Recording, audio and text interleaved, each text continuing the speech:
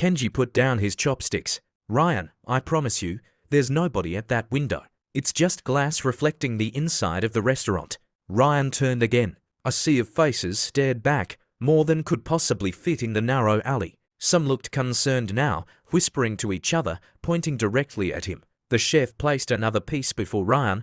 This fish's eye seemed to follow him, accusatory even in death. Maybe the sake was stronger than you thought, Emma suggested gently. I've had one cup, Ryan said, his voice rising.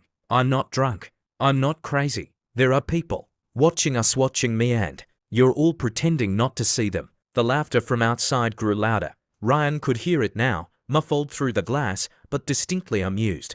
Ryan, Kenji said quietly, there's no one there. Then what's that noise? The laughing. The others looked confused. What laughing? Lisa asked. The chef continued his work, unbothered by the commotion. He was preparing fugu now, the poisonous blowfish that could kill if cut incorrectly. His knife moved with surgical precision, separating the toxic organs from the edible flesh. Ryan watched, transfixed, as Tanaka-san arranged paper-thin slices in the pattern of a chrysanthemum. The crowd outside pressed closer to the glass, their breath fogging it in patches. Some were tapping on it now, trying to get his attention. I need to go, Ryan said suddenly, standing. But we're only halfway through, Diego protested. I need air. Ryan fumbled in his pocket, dropping yen notes on the counter before pushing past the others. He felt their eyes on his back as he headed for the door, heard their concerned murmurs. Outside, the alley was empty. No crowd, no watchers, just the humid night and distant street sounds.